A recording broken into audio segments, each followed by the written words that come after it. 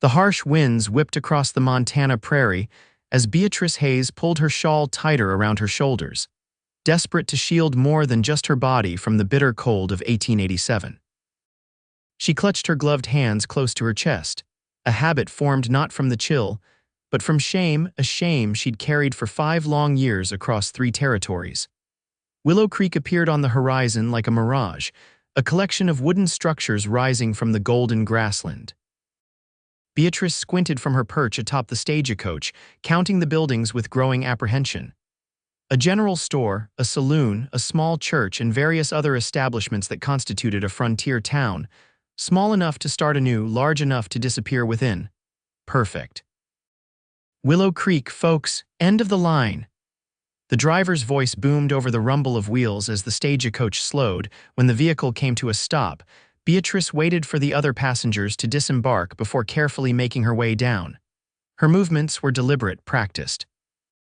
Never extending her hands more than necessary, always keeping them partially concealed beneath her gloves or shawl.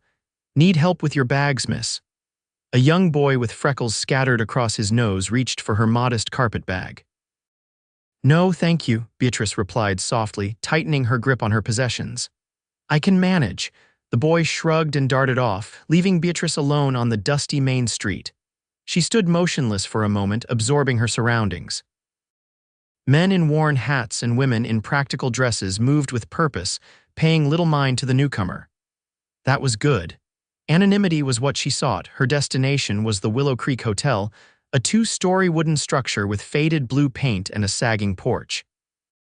The advertisement in the newspaper had promised room and board for a reasonable price, along with employment opportunities for those willing to work.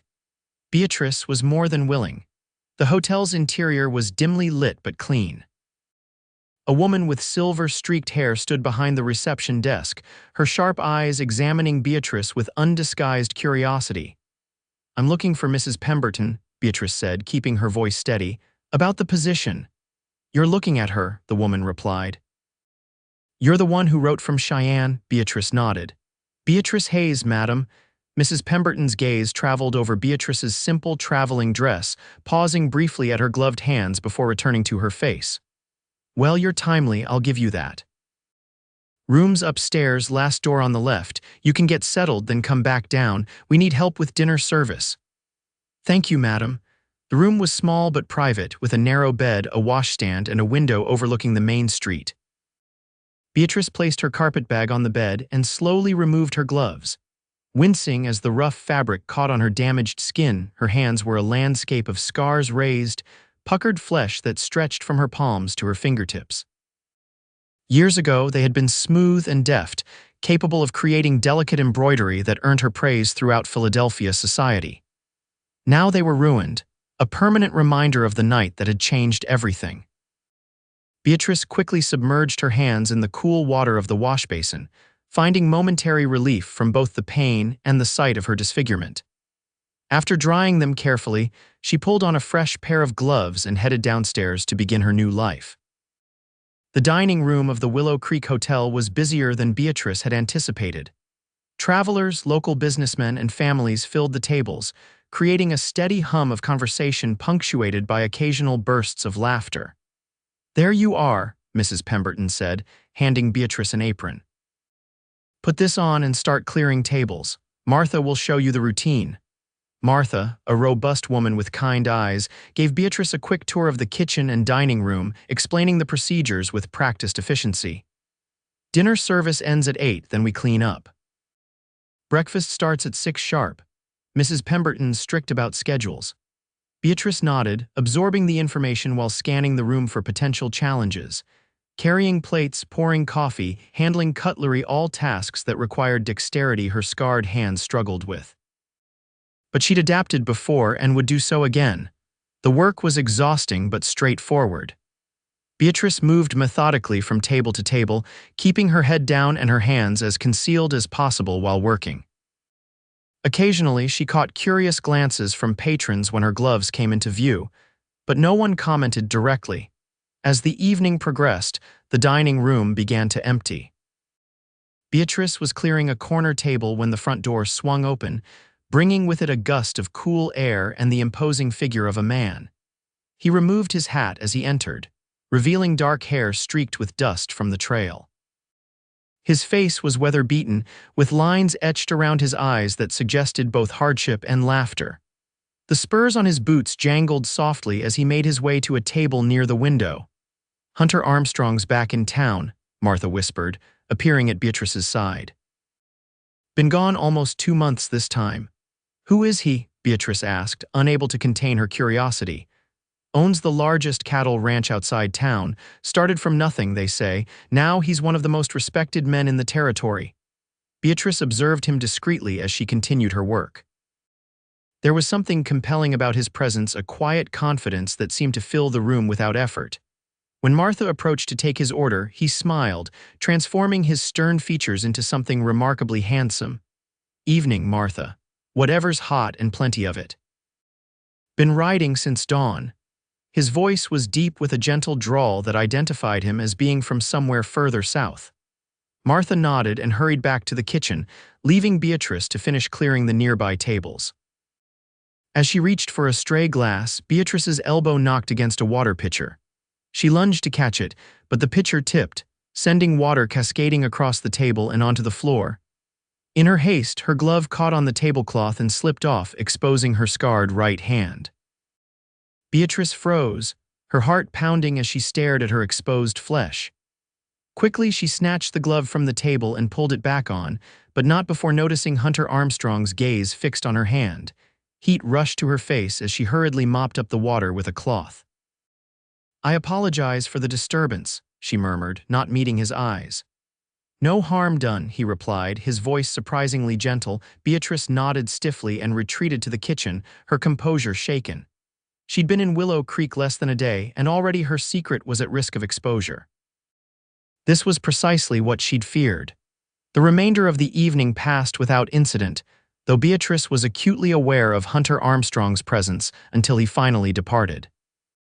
When the last of the diners had gone and the tables were cleaned, Mrs. Pemberton approached Beatrice with a critical eye. "You did well enough for your first night," she said. "Be down at 5 tomorrow to help with breakfast preparations." "Yes, madam, thank you." Exhausted, Beatrice climbed the stairs to her room, her hands aching beneath her gloves. As she prepared for bed, she gazed out her window at the quiet street below. Willow Creek was sleeping now, peaceful under the vast canopy of stars. Perhaps here, finally, she could find some measure of peace as well. But as she removed her gloves and looked at her scarred hands in the dim lamplight, Beatrice wondered if peace was something she'd ever truly know again. Dawn broke over Willow Creek with streaks of pink and gold illuminating the distant mountains.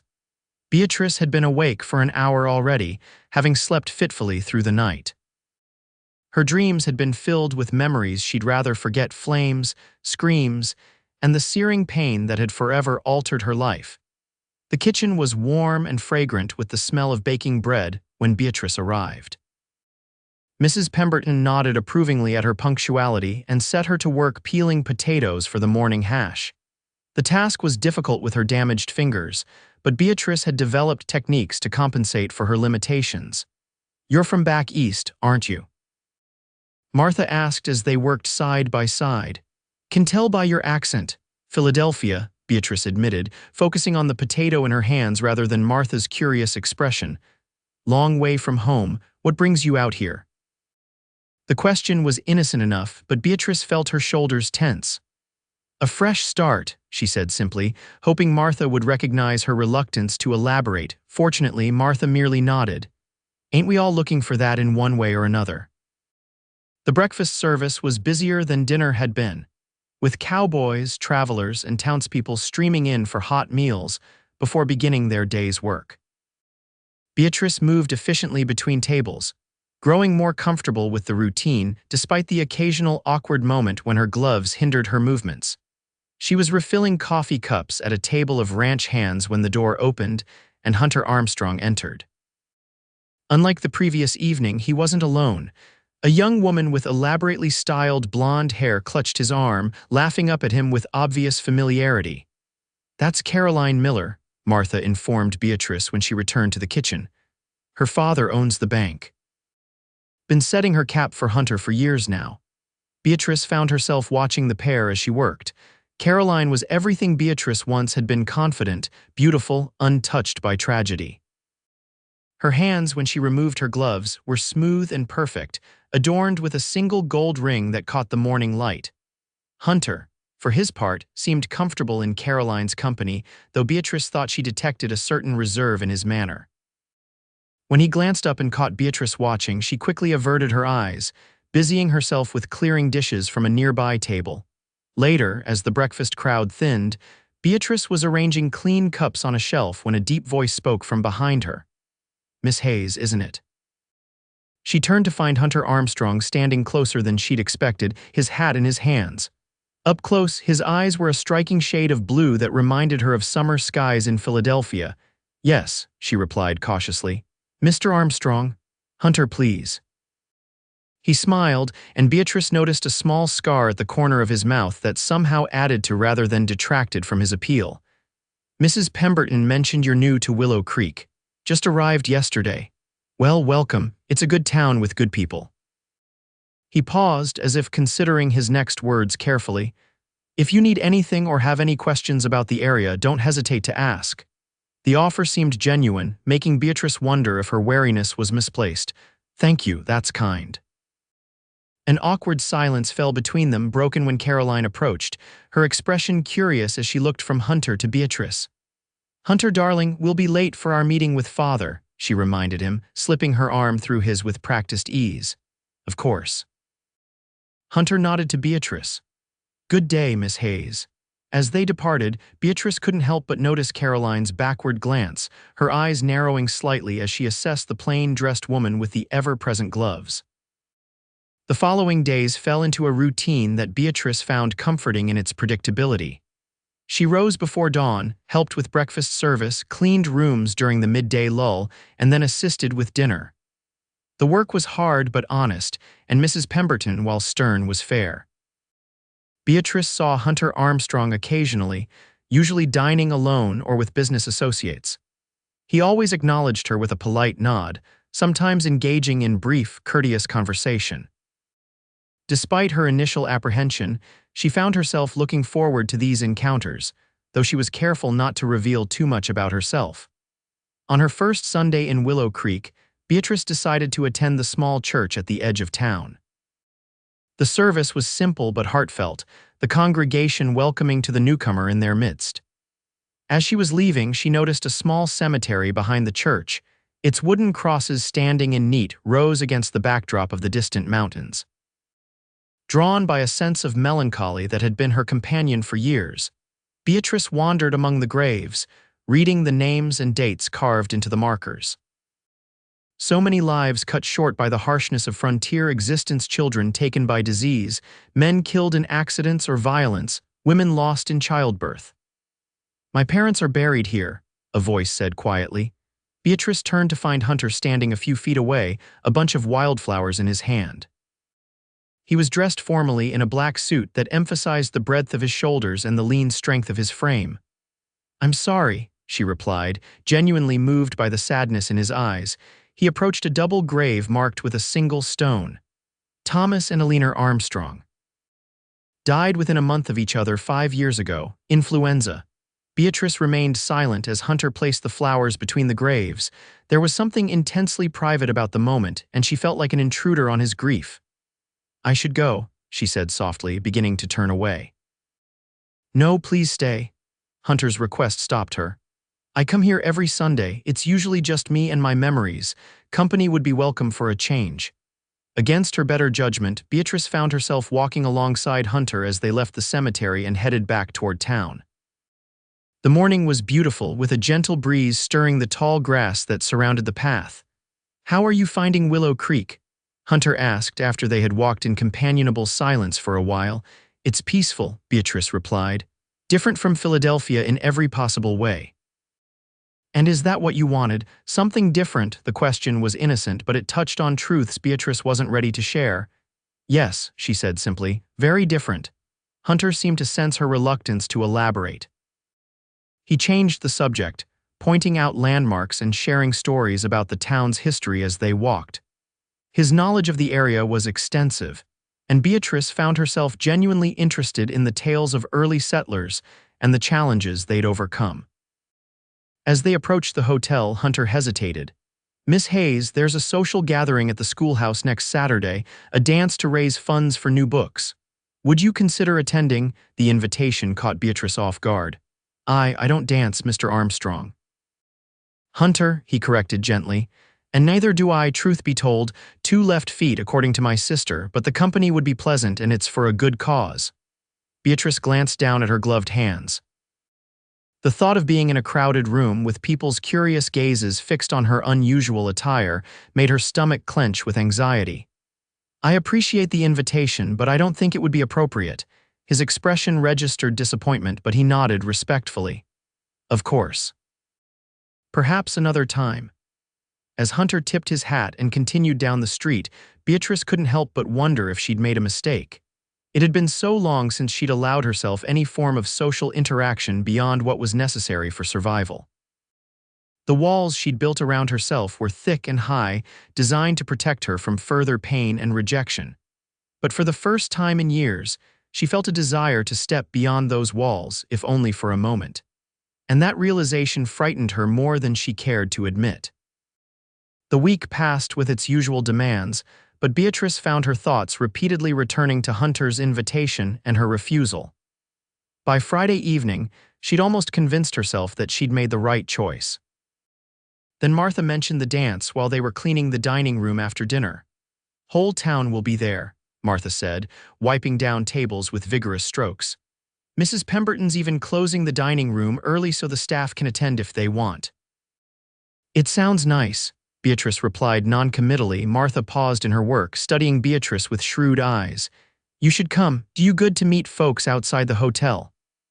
"I don't have anything suitable to wear," Beatrice offered as an excuse, though it wasn't entirely untrue. Her few dresses were practical, designed for work rather than social occasions. "Nonsense. I've got a blue dress that would fit you with just a few adjustments, pretty color that would match your eyes." Beatrice was touched by the offer but still hesitant. "I'm not much for dancing, Martha." "Ain't just about dancing, it's about being part of the community." Martha's expression softened. "Whatever you're running from, Beatrice, it can't follow you everywhere." The statement hit too close to home, making Beatrice's chest tighten with emotion. "What makes you think I'm running from something?" Martha resumed her cleaning with a knowing smile. "Honey, I've been around long enough to recognize the look. Besides, we're all running from something out here. That's what the West is for second chances." Later that night, as Beatrice lay in bed listening to the distant sounds of the town settling for the evening, she considered Martha's words. Was she really running or merely hiding? And what would happen if she stopped, even briefly, to catch her breath? The next morning, she found herself accepting Martha's offer of the blue dress. The older woman beamed with pleasure, promising to make the necessary alterations before the dance that evening. When Beatrice emerged from her room that night, the transformation was subtle but significant. The blue dress, while simple in design, flattered her slender figure and brought out the color in her eyes. Martha had helped her arrange her dark hair in a style that was more elaborate than her usual practical bun, with soft tendrils framing her face. "You look lovely," Mrs. Pemberton commented, surprising Beatrice with the rare compliment. "Quite the change from your usual appearance." "Thank you," Beatrice murmured, self-consciously adjusting her gloves. She'd chosen her best pair, white cotton that covered her wrists and most of her forearms, but they still felt conspicuous against the elegant fabric of the dress. The schoolhouse was transformed for the occasion, with paper lanterns strung across the ceiling and the desks pushed against the walls to create a dance floor. A small band played lively tunes in one corner, while tables laden with food and punch occupied another. Beatrice entered with Martha and a few other hotel employees, immediately feeling overwhelmed by the noise and the crowd. She instinctively moved toward the periphery of the room, seeking a quiet spot from which to observe rather than participate. From her position near the wall, she could see Caroline Miller holding court among a group of admirers, resplendent in a fashionable pink gown that must have come from Denver or even further east. Beatrice searched the room for Hunter, but didn't see him among the gathered townspeople. "I wasn't sure you'd come." The voice behind her made Beatrice start. She turned to find Hunter standing there, dressed in a dark suit similar to the one he'd worn to the cemetery, but with a deep blue vest that brought out the color of his eyes. "I wasn't sure either," she admitted, feeling suddenly shy. Hunter's gaze traveled over her appearance with obvious appreciation. "You look beautiful, Miss Hayes." The compliment, delivered with such sincerity, brought a flush to Beatrice's cheeks. "Thank you, and please call me Beatrice." His smile widened. "Beatrice, then."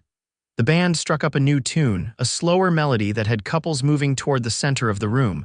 Hunter gestured toward the dance floor with a questioning look. "I told you I don't dance," Beatrice reminded him, involuntarily clasping her gloved hands together.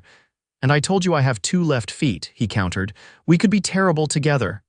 The invitation was tempting, but Beatrice shook her head. "I truly can't." Instead of pressing the issue, Hunter leaned against the wall beside her. "Then I'll keep you company here, much better view of the proceedings anyway." His willingness to respect her boundaries without question touched Beatrice deeply. They stood side by side, commenting on the dancers and the decorations, sharing observations about the townspeople that occasionally made Beatrice laugh despite herself. When Caroline noticed them together, her pretty features hardened momentarily before she deliberately approached, her pink skirt swaying with each step. "Hunter, darling, you promised me a dance," she reminded him, extending a gloved hand imperiously. Hunter's expression remained polite but cooled noticeably. "Did I? I'm afraid I was just telling Miss Hayes how clumsy I am on the dance floor." "Nonsense. You're being modest." Caroline cast a dismissive glance at Beatrice before returning her attention to Hunter. "Father was asking for you earlier. He's very interested in discussing that business proposal." "Another time, perhaps," Hunter replied firmly. "I'm engaged in conversation at the moment." Caroline's smile tightened. "Of course, how rude of me to interrupt." She nodded curtly to Beatrice before gliding away, her disappointment evident in the stiff set of her shoulders. "I shouldn't keep you from your friends," Beatrice said quietly once Caroline was out of earshot. Hunter's gaze remained fixed on Beatrice, his expression thoughtful. "You're not keeping me from anything I value, Beatrice." The intensity in his eyes made her heart beat faster. Flustered, she glanced around the room, seeking a distraction. "I should get some punch. Would you like some?" "I'll get it," Hunter offered immediately. "Wait here." As he moved through the crowd toward the refreshment table, Beatrice took a deep breath, trying to calm her racing pulse. She hadn't expected to enjoy herself tonight, and she certainly hadn't expected Hunter Armstrong's undivided attention. He returned with 2 cups of punch, handing one to Beatrice carefully so their fingers wouldn't touch. Again, his consideration moved her. Most people wouldn't notice or care about the difficulty she had with such simple interactions. They continued their conversation, with Hunter sharing stories about his ranch and the challenges of raising cattle in Montana's unpredictable climate. Beatrice found herself genuinely interested, asking questions that revealed her intelligence and thoughtfulness. As the evening progressed, the band played a particularly beautiful waltz. Hunter watched the dancers for a moment before turning to Beatrice with a gentle smile. "Would you walk outside with me? It's getting rather warm in here." The night air was cool and refreshing after the stuffiness of the schoolhouse. Stars spangled the vast Montana sky, while a nearly full moon cast silver light over the landscape. Hunter led Beatrice to a small garden area behind the schoolhouse, where a bench sat beneath an old oak tree. "It's beautiful," Beatrice murmured, gazing up at the star-filled sky. "Yes, it is." But when she glanced at Hunter, he was looking at her, not the stars. They sat in companionable silence for a while, listening to the muffled music from inside and the gentle rustling of leaves above them. Beatrice felt more at peace than she had in years, even as a new kind of tension built between them, something warm and expectant. "Beatrice," Hunter began, his voice low and serious. "I know we haven't known each other long, but I've never met anyone quite like you." She looked down at her gloved hands. "You don't know me, Hunter." "I'd like to," he said simply. "If you'd let me." The sincerity in his voice made her look up, meeting his gaze directly. What she saw there: admiration, respect, and something deeper frightened and thrilled her in equal measure. "There are things about me, things I can't talk about," she warned. Hunter nodded slowly. "We all have our secrets, Beatrice, our scars." His hand moved as if to touch hers but stopped just short. Some are just more visible than others. Beatrice felt tears prick at her eyes. How long had it been since someone had looked at her with such understanding? Without pity or disgust, before she could respond, the schoolhouse door opened, spilling light and laughter into the garden. A group of revelers tumbled out, their voices carrying in the night air. The moment between Beatrice and Hunter was broken, but something had shifted between them, a door opened that neither could easily close again. As Hunter escorted her back to the hotel later that evening, Beatrice found herself both looking forward to and dreading what might come next. Opening herself to Hunter meant risking pain, rejection, and the exposure of secrets she'd kept buried for 5 long years. But for the first time since that terrible night in Philadelphia, Beatrice wondered if the risk might be worth taking. The days following the dance took on a different quality for Beatrice. Colors seemed brighter, sounds clearer, as if her senses had awakened from a long hibernation. She went about her duties at the hotel with the same diligence as before, but there was a lightness in her step that hadn't been there previously. Hunter became a regular presence at the hotel dining room, always requesting Beatrice as his server when possible.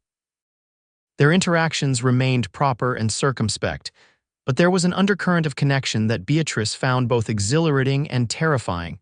On Wednesday afternoon, Mrs. Pemberton approached Beatrice as she was changing linens in one of the guest rooms.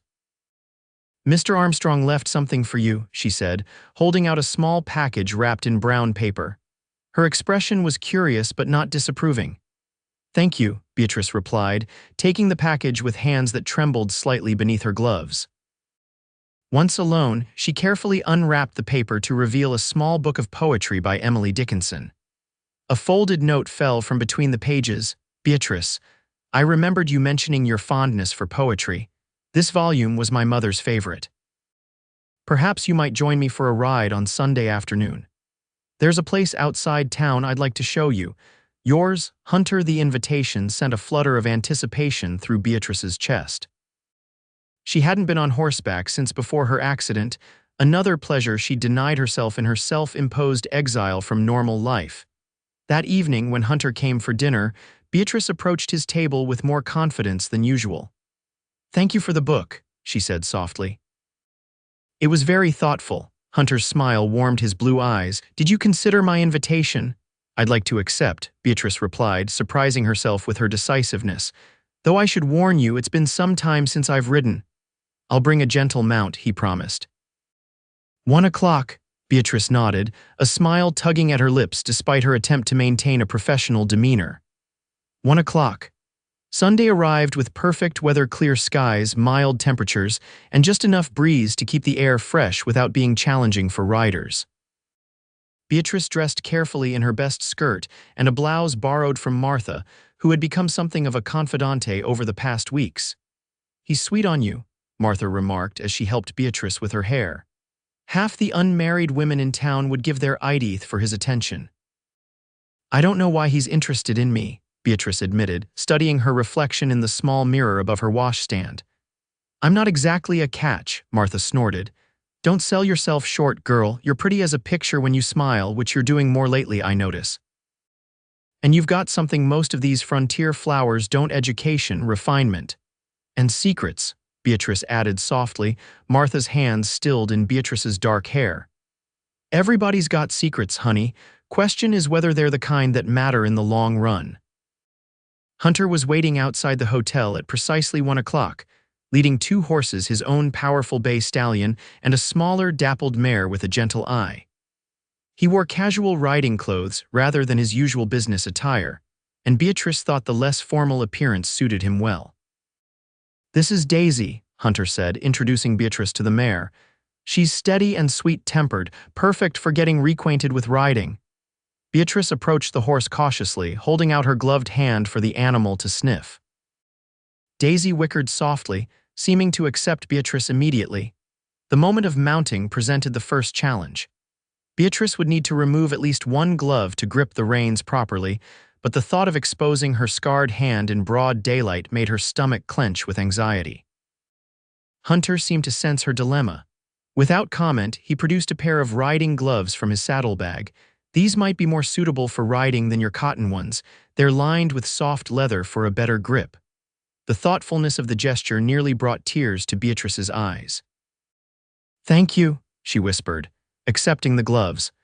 Hunter turned away, busying himself with adjusting Daisy's saddle to give Beatrice privacy as she quickly changed gloves. The riding gloves were slightly large but provided excellent coverage and protection for her damaged hands.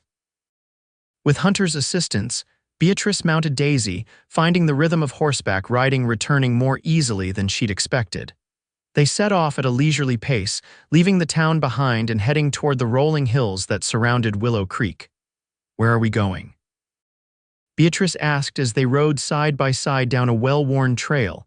"A special place," Hunter replied with a mysterious smile. "My own private sanctuary. I've never shown it to anyone else." The significance of his words wasn't lost on Beatrice. She fell silent, content to enjoy the beauty of the landscape and the simple pleasure of Hunter's company as they rode. After about an hour, the trail began to climb, winding through stands of aspen trees whose leaves shimmered like gold coins in the afternoon sunlight. The air grew cooler and fragrant with the scent of pine as they ascended. Finally, they emerged from the trees onto a small plateau overlooking a breathtaking vista. Below them stretched the entire valley, with Willow Creek visible as a tiny collection of buildings in the distance. Mountains rose majestically on the horizon, their peaks still capped with snow despite the summer warmth. "Oh, Hunter," Beatrice breathed, reining Daisy to a stop. "It's magnificent." Hunter dismounted and came to help Beatrice down from her horse. His hands were strong and sure at her waist, lingering perhaps a moment longer than necessary before releasing her. "I come here when I need to think," he explained, leading her to a flat rock near the edge of the plateau, "or when the weight of responsibilities becomes too heavy." They sat side by side on the sun-warmed stone, a respectable distance between them yet close enough to feel the connection that had been growing since their first meeting.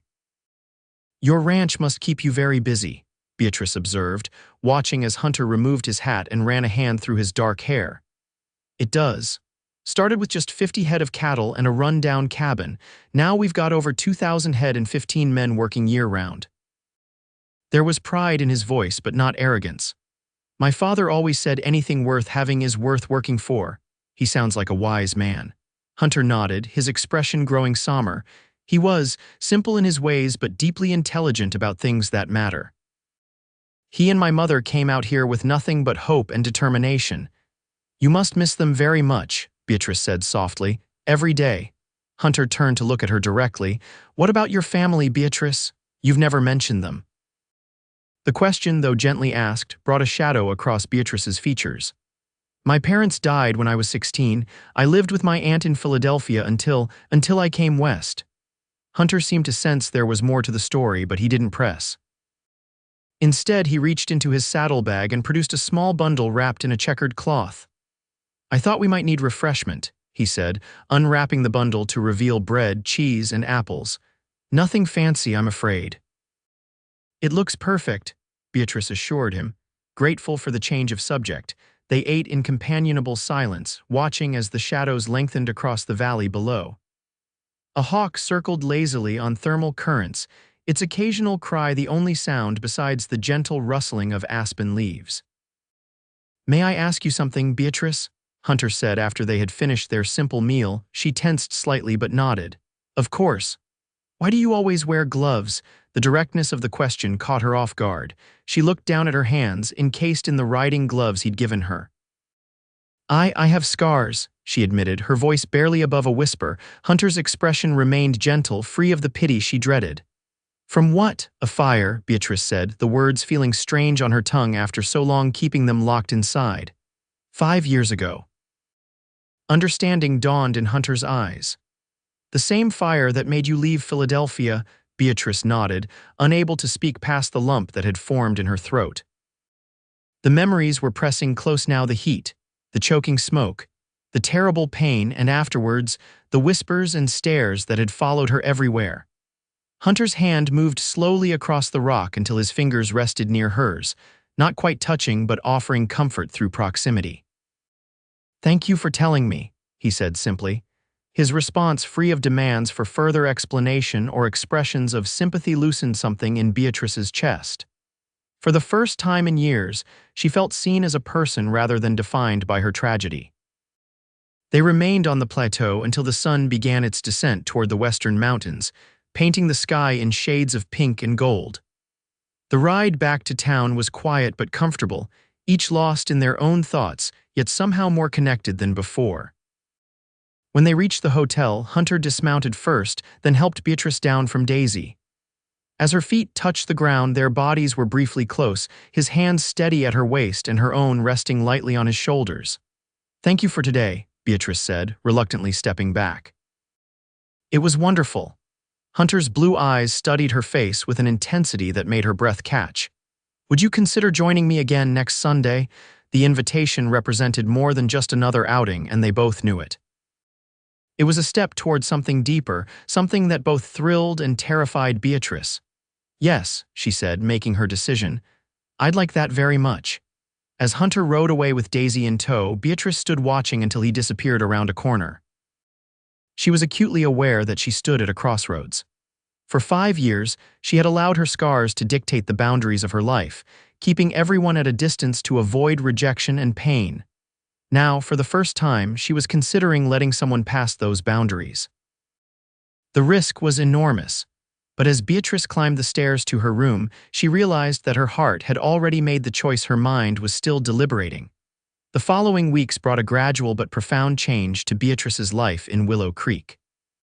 Her Sundays with Hunter became a cherished ritual, each outing allowing her to reclaim small pieces of joy she'd thought lost forever, riding across open meadows, picnicking beside clear mountain streams, laughing freely without constant self-consciousness. Hunter never pressed for more information about her past than she volunteered, and in turn, he shared stories of his own life, his childhood on the frontier, his struggles to build his ranch after his parents' deaths, his dreams for the future. Through these exchanges, Beatrice began to understand the man behind the successful rancher, appreciating his integrity, his quiet strength, and his unexpected tenderness. Their growing closeness did not go unnoticed in the small community. Beatrice became aware of curious glances and whispered conversations that ceased when she approached. Caroline Miller, in particular, made no secret of her displeasure, treating Beatrice with barely concealed contempt whenever their paths crossed. "Don't let her bother you," Martha advised one evening as they prepared the dining room for dinner service. "She's just sour because Hunter's never shown her the attention she thinks she deserves." "I'm not looking to make enemies," Beatrice replied, straightening the tablecloths with particular care. "Perhaps I should be more discreet about my friendship with Hunter," Martha snorted. "Friendship, is it? That man looks at you like you hung the moon and stars, girl. And I've seen how your face lights up when he walks in that door." Beatrice felt her cheeks warm. "It's complicated, Martha. Love usually is," the older woman replied with a knowing smile, "but that doesn't mean it isn't worth pursuing. Was it love?" Beatrice hadn't allowed herself to use that word, even in the privacy of her own thoughts. Yet she couldn't deny that her feelings for Hunter had grown beyond mere friendship or attraction. He had become essential to her happiness in a way that both exhilarated and frightened her. That evening, as Beatrice was serving dinner, the hotel door burst open to admit a group of dusty, trail-worn cowboys. Their loud voices and rough appearance immediately changed the atmosphere in the dining room, drawing wary glances from the other patrons. Mrs. Pemberton approached them with her usual brisk efficiency. "Gentlemen, if you'd like dinner, you'll need to clean up first. We have standards here." The apparent leader of the group, a tall man with a scar running from his temple to his jaw, smirked unpleasantly. "We've been riding for 3 days, madam. We're hungry now." "Then you can go to the saloon," Mrs. Pemberton replied firmly. "My establishment, my rules." For a tense moment, Beatrice feared the man might argue further, but after a calculating look around the room, he nodded curtly. "Fine." "Where can we wash up?" Mrs. Pemberton directed them to the washroom at the back of the hotel, then signaled to Beatrice and Martha to prepare a table large enough to accommodate the group. "Cattle buyers from Wyoming," she explained in a low voice. "Be polite but watchful. They've got money but rough manners. When the men returned, somewhat cleaner but no less intimidating, Beatrice was assigned to their table. She approached with professional courtesy, though something about the scarred man's calculating gaze made her uncomfortable. "What can I get for you gentlemen?" she asked, keeping her voice steady. "Whatever's hot and plenty of it," the leader replied, his eyes traveling over Beatrice in a way that made her skin crawl. "And maybe some company when we're done eating." Beatrice ignored the suggestive comment. "The beef stew is fresh today, and we have apple pie for dessert." "Sounds fine," another man said, seemingly less interested in harassing the waitress than in getting fed. "And coffee, strong as you can make it." As Beatrice turned to leave, the scarred man called after her. "Hey, what's with the gloves, sweetheart? It ain't exactly winter." Beatrice froze momentarily, then continued to the kitchen without responding. When she returned with their food, the men had moved on to discussing business, much to her relief. Throughout their meal, however, she felt the scarred man watching her, his interest predatory rather than merely curious. She was grateful when they finally paid their bill and left, though Mrs. Pemberton informed her they had taken rooms for several nights while conducting business in the area. That night, Beatrice double-locked her door before preparing for bed, an uneasiness lingering despite the men's departure from the dining room. As she removed her gloves and washed her scarred hands in the basin, she found herself wishing for Hunter's reassuring presence. The following morning, Beatrice was changing linens in one of the vacant rooms when a voice from the doorway startled her. "So this is where you work." She turned to find the scarred man leaning against the doorframe, blocking the only exit. His posture was deliberately casual, but there was nothing casual about the way his eyes focused on her. "This room is not ready for guests," Beatrice said firmly, gathering the dirty sheets into a bundle. "If you'll excuse me." The man didn't move from the doorway. "You're not from around here, are you? Got too much fancy in your voice for a frontier town." "Please step aside," Beatrice requested, her heart beginning to pound with apprehension. Instead, the man moved further into the room.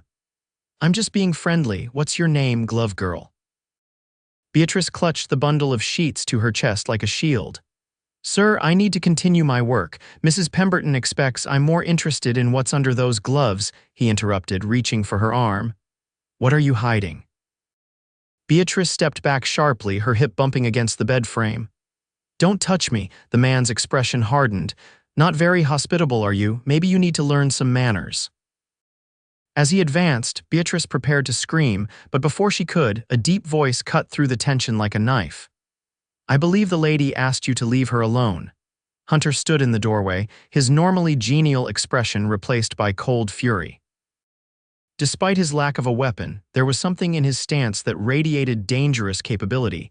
The scarred man turned, sizing up the newcomer with a calculating glance. Whatever he saw made him reconsider his actions. With a forced laugh, he stepped back. "Just making conversation with the pretty waitress," he said, his tone deliberately provocative. "No harm in that." "Miss Hayes isn't interested in your conversation," Hunter replied evenly. "And if I ever see you near her again, our next discussion won't be nearly so civilized." The threat, delivered in a calm, measured voice, seemed to penetrate even the scarred man's bravado. With a final smirk, he shouldered past Hunter and disappeared down the hallway. Beatrice released a shaky breath, her knees suddenly weak with relief. "Hunter, thank you." He crossed the room in 2 long strides, his hands gentle as they took the bundle of sheets from her trembling grasp. "Are you all right? Did he hurt you?" "No, I'm fine, just shaken." Beatrice looked up at Hunter's concerned face, touched by the depth of emotion she saw there. "How did you know?" "I didn't. I came to invite you to dinner at my ranch house tomorrow night." Hunter's jaw tightened. "When Martha said you were up here changing rooms, I thought I'd find you and ask in person. Good thing I did." The thought of what might have happened if Hunter hadn't arrived sent a chill through Beatrice. "Yes, good thing." Hunter set the sheets aside and took Beatrice's gloved hands in his touch feather-light yet grounding. "I'll speak to Mrs. Pemberton. That man and his friends should be removed from the hotel." "It's all right, they'll be gone in a few days," Beatrice said, not wanting to cause trouble. Hunter's expression remained serious. "It's not all right, Beatrice. No one has the right to make you feel unsafe." His protectiveness warmed her, even as she struggled with the knowledge that she'd once again been targeted because of her difference, her visible vulnerability. About dinner tomorrow, she said, wanting to change the subject. I'd be happy to accept. Hunter's face softened. Good. I'll send a wagon for you at 6. His thumbs brushed lightly over the backs of her hands. And Beatrice, I meant what I said. No one will hurt you while I'm around. The simple promise, spoken with such quiet conviction, touched something deep within Beatrice's heart. For so long, she had been alone with her pain and fear, believing that solitude was the price she must pay for peace. Now, standing in the sunlit hotel room with Hunter's strong hands cradling hers, she began to wonder if there might be another way, a path where vulnerability led not to pain, but to connection.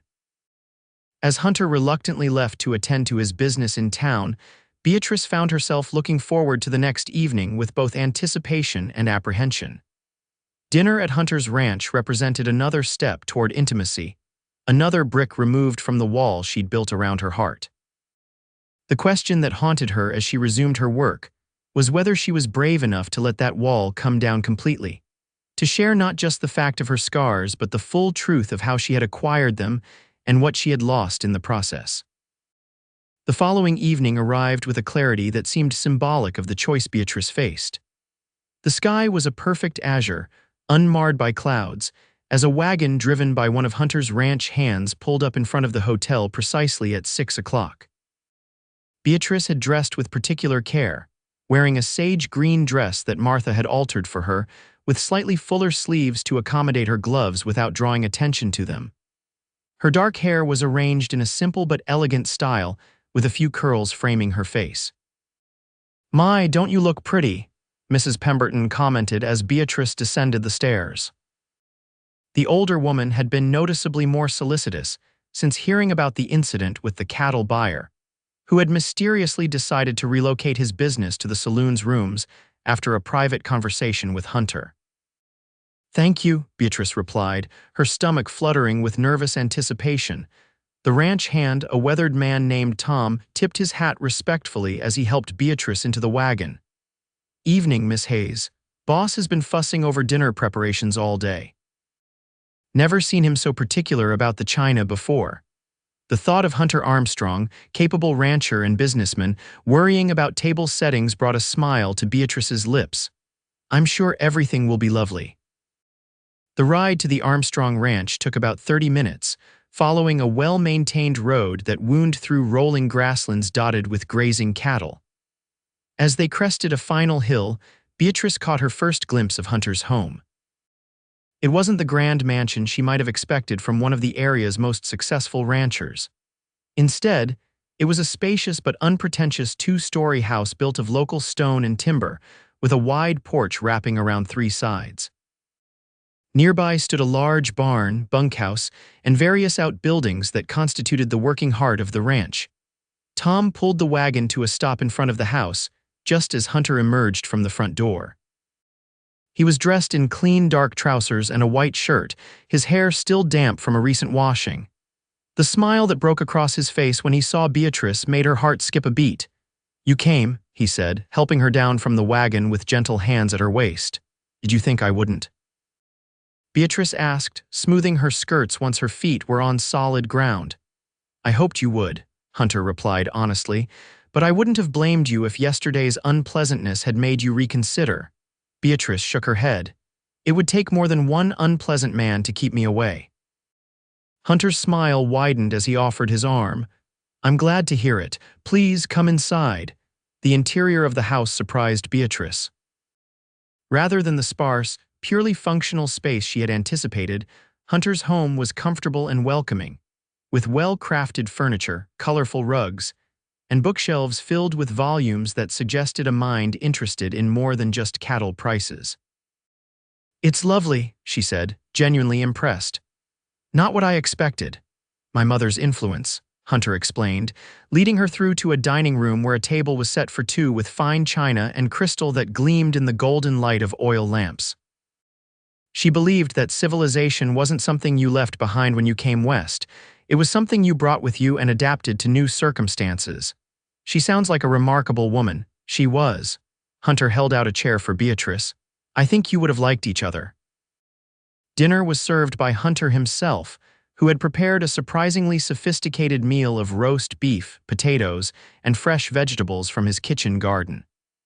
A bottle of good wine, saved for special occasions, complemented the food perfectly. "I didn't know you could cook," Beatrice commented as they ate. Hunter laughed. "Necessity is a good teacher. When you live alone, you either learn to feed yourself properly or you starve." "Don't you have a housekeeper?" Beatrice asked, gesturing to the well-maintained surroundings. "Mrs. Larson comes in 3 times a week to clean and do laundry," Hunter explained, "but I've never seen the need for full-time help. I'm perfectly capable of looking after myself." There was something endearing about his self-sufficiency, so different from the helpless bachelor stereotype. Yet Beatrice sensed a loneliness beneath his capable exterior, a space in his life that remained unfilled despite his success. After dinner, Hunter suggested they take coffee on the porch to enjoy the sunset. The view was spectacular, with the distant mountains bathed in pink and gold light as the sun descended toward the horizon. They sat in comfortable rocking chairs, the coffee forgotten as they watched nature's display. The peaceful moment felt like a gift after the tension of the previous day. "Thank you for inviting me," Beatrice said softly. "This has been wonderful." Hunter turned to look at her, his expression serious in the fading light. "Beatrice, there's something I need to tell you," her heart stuttered at his tone. "Yes. These past weeks with you have been the happiest I can remember in a very long time." Hunter's voice was low and earnest. "I find myself thinking about you constantly, looking forward to our time together like a schoolboy counting the days until summer." Beatrice felt warmth spreading through her chest at his words. "I feel the same way," she admitted. Hunter leaned forward in his chair, his eyes intent on her face. "I'm not a man who speaks without thinking, Beatrice. When I make a commitment, it's for life. So I need you to know that my feelings for you are serious and deep."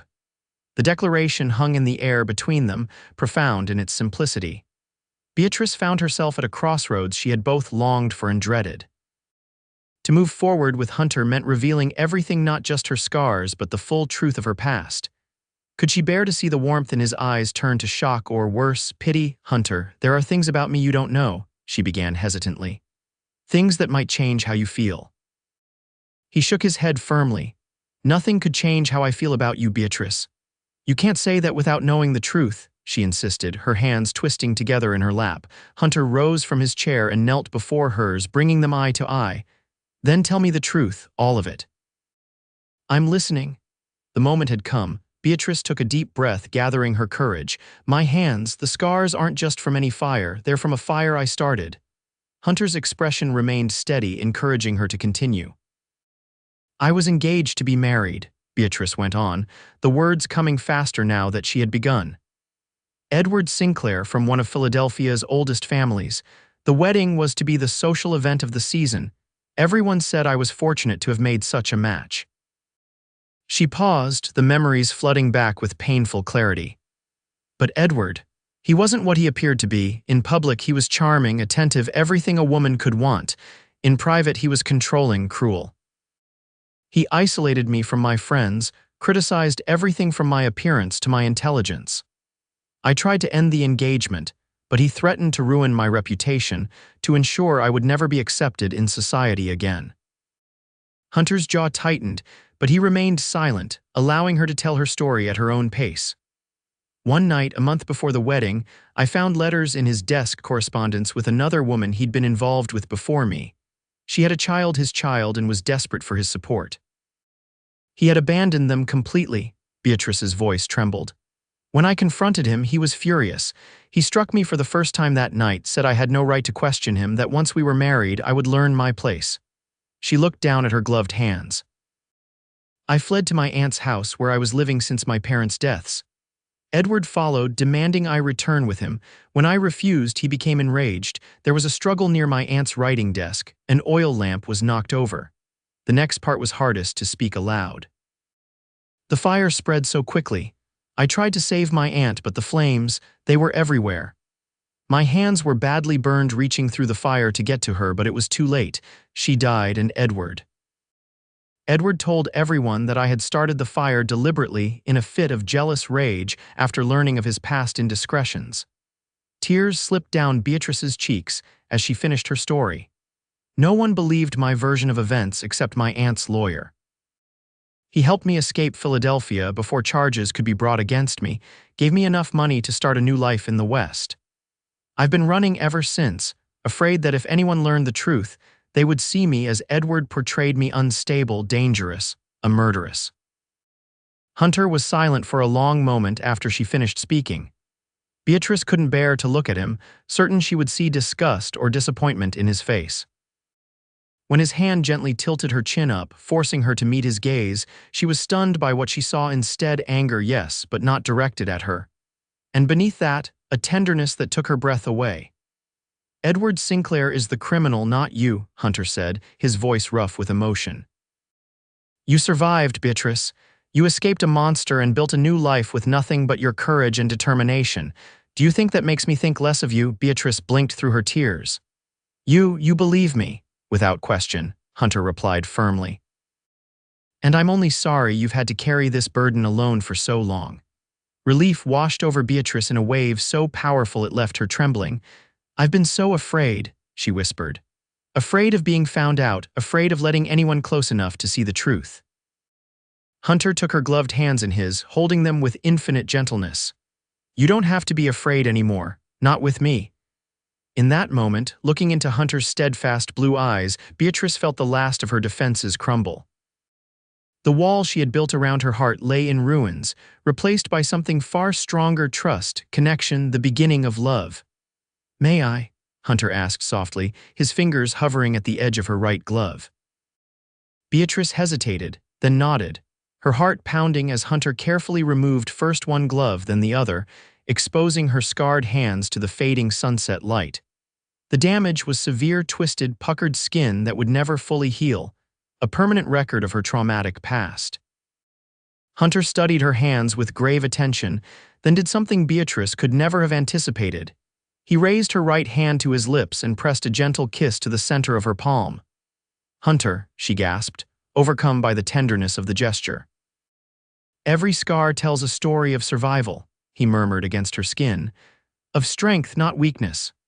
Slowly, reverently, he kissed each of her fingers, then turned her hand over to press his lips to the back of it as well.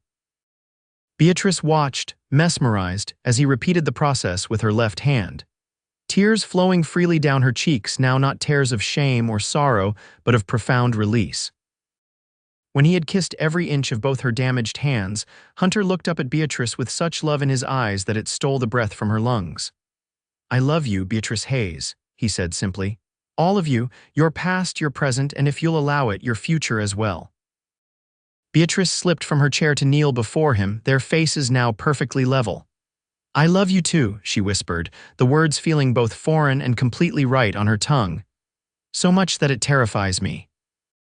Hunter's smile was gentle as he reached up to brush away her tears with his thumb.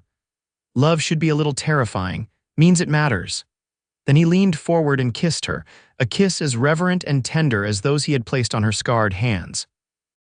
Beatrice responded with all the emotion she had kept locked away for 5 long years: grief, fear, hope, and finally, joyously, love. As the last light of day faded into twilight and the first stars appeared in the Montana sky, Beatrice and Hunter remained on the porch, planning a future neither had dared to imagine before this night: a future where scars were badges of honor rather than marks of shame, and where love was strong enough to heal even the deepest wounds. The weeks that followed were transformative for Beatrice. For the first time since the fire, she began to venture out without her gloves on occasion, starting with quiet evenings at Hunter's ranch and gradually extending to brief periods in town. The stares and whispers she had so dreaded did come, but they were easier to bear with Hunter by her side, his unwavering support a shield against others' curiosity or judgment. Martha, upon seeing Beatrice's hands for the first time, had simply nodded and said, "Takes courage to show your scars, girl. Good for you." Mrs. Pemberton had been more reserved, but equally accepting, adjusting Beatrice's duties slightly to accommodate tasks that were more difficult for her damaged hands without ever making her feel diminished by the accommodation. As autumn painted the landscape in golds and reds, Hunter formally courted Beatrice according to frontier customs. He spoke with Reverend Collins, who had become something of a father figure to Beatrice through her regular attendance at Sunday services. He presented her with thoughtful gifts, not expensive trinkets, but items of meaning, like a journal bound in soft leather for her to resume the writing she had once loved, and a pair of specially designed riding gloves that provided protection without concealing her hands entirely. Caroline Miller's displeasure at their courtship was evident in her cold demeanor whenever their paths crossed, but even her spite couldn't diminish Beatrice's growing happiness. For the first time in years, Beatrice was living rather than merely surviving, embracing each day with a joy that transformed her from within. On a crisp October evening, Hunter invited Beatrice to ride with him to their special plateau overlooking the valley. The aspen trees were at the height of their autumn glory, their leaves shimmering gold against the deep blue of the Montana sky. "It's even more beautiful than I remembered," Beatrice said as they stood together at the edge of the plateau, Hunter's arm around her waist. "Beauty changes with the seasons," Hunter replied, "but it never disappears entirely, just transforms." Beatrice glanced up at him, recognizing the deeper meaning in his words. "Like people." Hunter smiled down at her, the love in his eyes making her heart swell. "Exactly like people." He took her hands in his, running his thumbs gently over the scarred skin she no longer felt compelled to hide from him. "Beatrice, I brought you here today for a reason." Her pulse quickened as Hunter reached into his pocket and withdrew a small velvet box. When he dropped to one knee before her, Beatrice's eyes filled with tears of joy. "Beatrice Hayes, you came into my life like a miracle I never knew to pray for," Hunter said, his voice strong and clear against the mountain air. "You've shown me what true courage looks like, what it means to face the worst life can offer and still keep your heart open to love. I want to spend the rest of my days by your side if you'll have me." He opened the box to reveal a ring with a modestly sized diamond flanked by two small sapphires that matched the color of his eyes. "Will you marry me?" "Yes," Beatrice whispered, then louder, "Yes, Hunter, with all my heart, yes." As he slipped the ring onto her finger, the diamond catching the late afternoon sunlight, Beatrice felt the last shadows of her past receding. Edward Sinclair and Philadelphia society seemed to belong to another lifetime, one that had shaped but no longer defined her. Hunter rose and gathered her into his arms, sealing their engagement with a kiss that promised a lifetime of love and understanding. When they finally parted, both were smiling through tears of happiness. "I never thought I would find this," Beatrice admitted, looking down at the ring that symbolized their commitment. "After everything that happened, I believed that kind of happiness wasn't meant for me." Hunter brushed a strand of hair from her face with tender fingers. "Maybe the happiness we find after suffering is the sweetest kind, because we understand its true value." They rode back to town as the sun began to set, planning their future together with the easy certainty of two people who had found in each other exactly what they needed. Hunter wanted a Christmas wedding if Beatrice agreed. The house needed a woman's touch, he admitted, especially if they were to fill it with children someday. The thought of children, a family of her own, brought fresh tears to Beatrice's eyes. That dream, too, she had abandoned after fleeing Philadelphia. Now it seemed not only possible but inevitable, a natural extension of the love she and Hunter shared. Word of their engagement spread quickly through Willow Creek, met with general approval and good wishes. Beatrice found herself welcomed more warmly into the community as Hunter's future wife. Invited to social gatherings and church functions she had previously avoided out of self-consciousness. Only Caroline Miller's reaction was decidedly cool. When Beatrice encountered her at the general store shortly after the engagement was announced, Caroline's pretty face was set in rigid lines of displeasure. "I suppose congratulations are in order," she said, her tone suggesting anything but congratulatory feelings. Hunter always did have a soft spot for strays and damaged things. The words were meant to wound, but Beatrice found they had lost their power to hurt her. "Thank you for your kind wishes, Caroline," she replied evenly. "Hunter and I appreciate your support." The simple dignity of her response seemed to disconcert Caroline, who had clearly expected Beatrice to be wounded by the barb. With a huff of frustration, she gathered her purchases and swept out of the store, leaving Beatrice to exchange an amused glance with the storekeeper. "Don't mind Miss Miller," he said, shaking his head. She's just sore because she's had her eye on Mr. Armstrong for years. You're getting a good man, Miss Hayes. The whole town knows it. I know it too, Beatrice replied softly. Better than anyone. The weeks leading up to Christmas passed in a whirlwind of preparations. Beatrice gave notice at the hotel, though Mrs. Pemberton insisted she would always have a place there if she wanted it. Hunter began renovations on the ranch house, adding a larger kitchen and a second bathroom in anticipation of their married life together. Beatrice found herself embracing domestic tasks she had once thought beyond her capabilities due to her scarred hands. She learned to bake again, though differently than before, adapting techniques to accommodate her limitations. She practiced sewing, determined to create at least some items for their home with her own hands, each stitch a small victory over the past. As the wedding day approached, Beatrice received an unexpected letter forwarded from her last address in Cheyenne. The return address made her blood run cold. It was from Edward Sinclair's lawyer in Philadelphia. With trembling hands, she opened the envelope, fearing that her past had finally caught up with her. The contents, however, were not what she expected. "Dear Miss Hayes," the letter began. "I regret to inform you that Mr. Edward Sinclair passed away last month due to complications from pneumonia.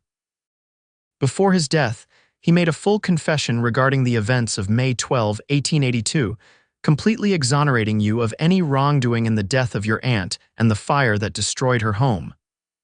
Beatrice sank into a chair, overwhelmed by the implications of what she was reading. The letter continued, explaining that Edward's confession had been properly witnessed and notarized, that all legal proceedings against Beatrice had been formally dismissed, and that as a small reparation for the injustice she had suffered, Edward had directed that a sum of money be transferred to her name. "You are free to return to Philadelphia should you wish to do so," the lawyer concluded. "Your name has been cleared completely." When Hunter arrived at the hotel later that day, he found Beatrice sitting quietly in the small garden behind the building, the letter in her lap and an expression of stunned disbelief on her face. "Beatrice, what is it?" he asked, immediately concerned by her pallor. Wordlessly, she handed him the letter. As he read, his expression changed from concern to astonishment and finally to profound relief. "He confessed," Hunter said, looking up from the paper. "After all this time," Beatrice nodded, still processing the unexpected development. "I'm free," she whispered. "Truly free." Hunter knelt beside her chair, taking her scarred hands in his. "You were never guilty, Beatrice, but I understand what this means to you." "I never thought I would be able to clear my name," she admitted. "I had accepted that I would live with that shadow over me forever." And now, Beatrice looked into Hunter's beloved face, seeing there all the future she could ever want. "Now I can marry you without bringing disgrace to your name. I can be Beatrice Armstrong without fear." Hunter's smile was tender as he raised her hands to his lips, kissing each scarred finger as he had done on the night she first revealed her past to him. "I was never worried about that, but I'm glad for you, my love. Glad that this burden has been lifted from your shoulders." As they sat together in the quiet garden, planning their future with renewed hope, Beatrice realized that while Edward's confession had cleared her legally, she had already begun to heal from the emotional wounds of her past through Hunter's love and her own growing courage. The wedding day dawned clear and cold, with fresh snow blanketing Willow Creek in pristine white. The small church was decorated with evergreen boughs and red berries, simple but festive against the whitewashed walls. Every seat was filled, the entire community turning out to witness the union of two people who had come to be respected and loved among them. In a small room at the back of the church, Martha helped Beatrice with the final touches of her wedding attire. The dress was elegant but understated, ivory satin with delicate lace at the collar and cuffs. Beatrice's dark hair was arranged in soft curls, adorned with a crown of winter flowers. "You look beautiful, girl," Martha said, blinking back tears as she adjusted Beatrice's veil. "Like an angel." Beatrice smiled, her own eyes suspiciously bright. "Thank you, Martha, for everything. Your friendship has meant more to me than I can say." Martha patted her cheek affectionately. "You're the daughter I never had, Beatrice. Seeing you happy is all the thanks I need." A soft knock at the door announced Reverend Collins, who would be escorting Beatrice down the aisle in the absence of any family. The elderly minister's eyes widened appreciatively at the sight of the bride. "My dear, you are radiant," he said warmly. "Hunter is a fortunate man indeed." "I'm the fortunate one," Beatrice replied, gathering her small bouquet of holly and white roses. As the church piano began to play, Beatrice took a deep breath, steadying her nerves. This was not the lavish society wedding she had once envisioned in Philadelphia, but it was infinitely more meaningful, a true union of hearts rather than a social transaction. When she entered the church on Reverend Collins' arm, Beatrice had eyes only for Hunter, who stood waiting at the altar. His expression as he watched her approach was one of such love and wonder that it brought fresh tears to her eyes. The ceremony was simple and heartfelt. When the time came to exchange rings, Beatrice removed her gloves without hesitation, allowing the entire congregation to see her scarred hands as Hunter slipped the gold band onto her finger. The gesture was deliberate, a statement that she was no longer hiding, no longer ashamed of the marks that told her story of survival. "I now pronounce you husband and wife," Reverend Collins declared, beaming at the couple before him. "What God has joined together, let no man put asunder." Hunter's kiss was gentle but filled with promise, sealing their vows and beginning their life together as one. As they turned to face their friends and neighbors, Beatrice felt a profound sense of homecoming, not to a place, but to a person, to the life they would build together. The celebration afterward at the hotel was joyous, with music, dancing, and more food than the small community had seen in one place for many years. Even Caroline Miller made an appearance, offering stiff congratulations before departing early. As evening fell, Hunter led his bride from the festivities to a waiting sleigh that would carry them to the ranch, their home now, not just his. Wrapped in warm blankets against the winter chill, they rode through the snow-covered landscape under a canopy of stars. "Happy, Mrs. Armstrong?" Hunter asked, his arm secure around Beatrice's shoulders.